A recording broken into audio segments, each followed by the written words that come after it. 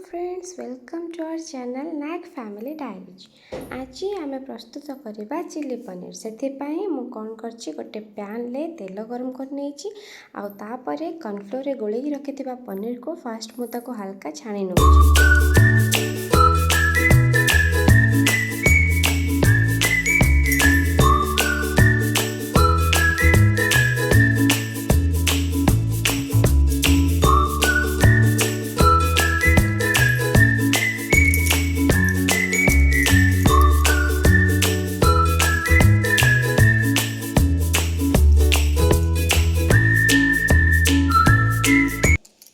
देखिपे paneer T crispy हो आसलानी। तो ताको गोटे प्लेट को बाहर कर नौची।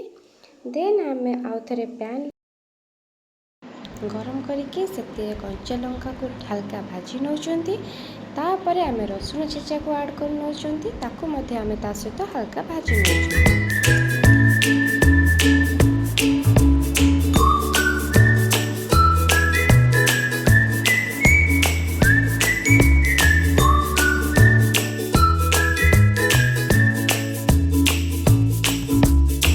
देखिपे भाजी हो आसलानी। तो एबे आमे आराम से प्याज को ऐड करि परिबा।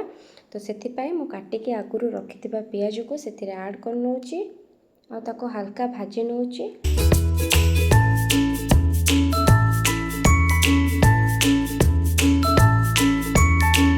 एबे आमे सेथिरे कैप्सिकम ऐड करिबा आ कैप्सिकम को प्याज सहित मिक्सअप करके ताको आउथरे भलसे भाजी नबा।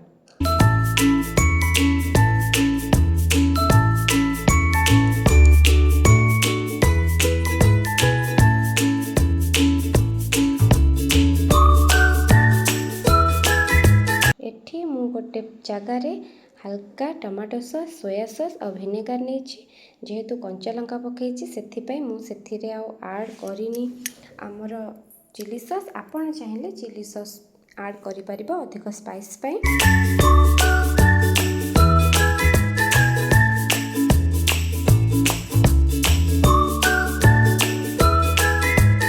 भल भाव ताकू आम जो प्याज और कैप्सिकम मिक्स करते से आम ऐड कर नबा।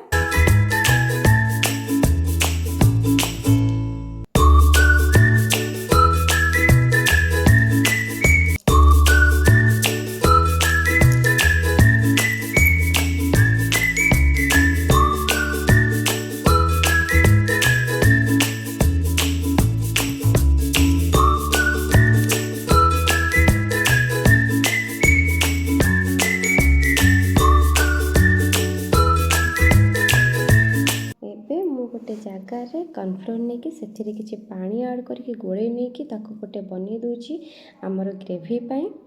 तो ताको भलसे गोले कि आम ऐड कर नबा आमर से मसला रे।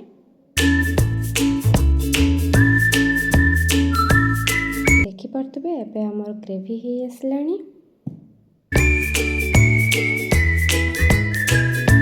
तो एबे आमे सेथिरे आराम रे पनीर ऐड करि परिबा। एबे आमर पनीर ऐड करी गोलला परे आमर रेडी हो जाइए टेस्टी टेस्टी चिली पनीर।